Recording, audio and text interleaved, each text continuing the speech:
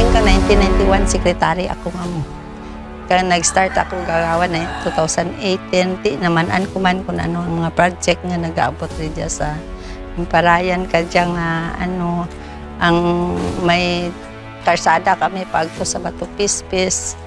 nga unfinished pa man ra, bali darwa kang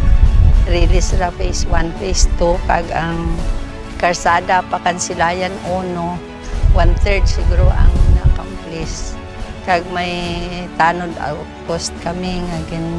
pondarman kag ang gym nga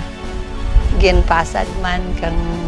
provincial government nga unfinished bali phase 1 ang na-release.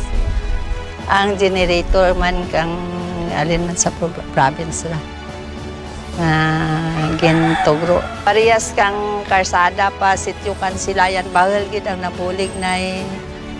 duro ang para yan kara nga produkto kag ang luy yan gid kara ang main source nakabulig sa pumuluyo dito nga maka-travel pa agto sa market. Ang pagto sa Bato Pispis bahal man napulig na sa mga tao rin siya kag labi na sa mga bisita nga nag-agto sa may Sibalog Natural Park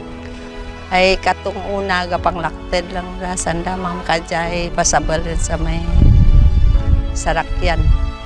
pero ay hindi pagin man madangat ang kag ang box culvert nga ano kato pa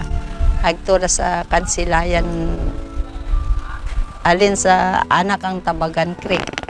amora ang box culvert kato nga ano ang nakabuling man mamay ang preskang gym tuon nga burelada naman kauna ya gari ngay kadya nakabulig rin kay may mga program di dyan lamang naman ginano tapos mga magpaliga-liga rin dyan makabulig rin sa mga kabataan. Sige na pasalamatan ginaman ti Bahal si Governor Rodora Cadjao sa mga proyekto nga gintugro na kanamon nakabulig gid sa mga pumuluyo kang barangay ang Parayan